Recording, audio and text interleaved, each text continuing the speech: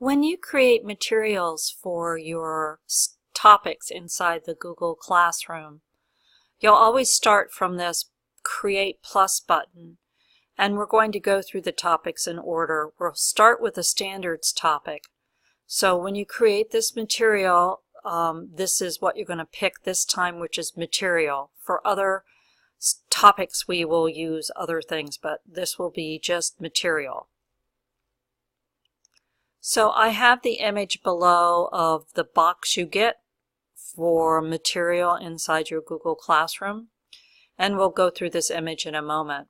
What you'll add to this standard is a CPALMS standard that can result in a small type of project for your students at the end. This is a bit unusual because you're not really going to be teaching the standard. We're only creating the assessments for the standards.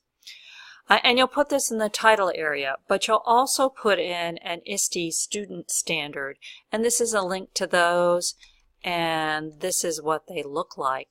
So think about, as your students are studying this CPALMS standard that you pick, which of these ISTE standards, which are the technology standards, would also be met by that student. So explore these, pick one of them, and also add that in with the CPALMS standard that you're using and that small project that they will ultimately create at the end of this.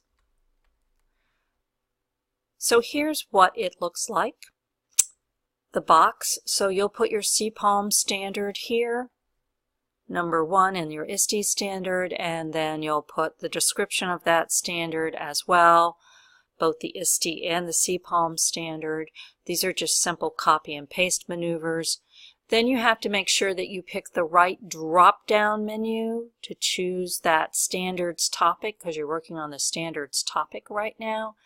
And then there's always some type of button in the bottom right-hand corner that you need to click. In this case, it's Post, to save all the work that you just did.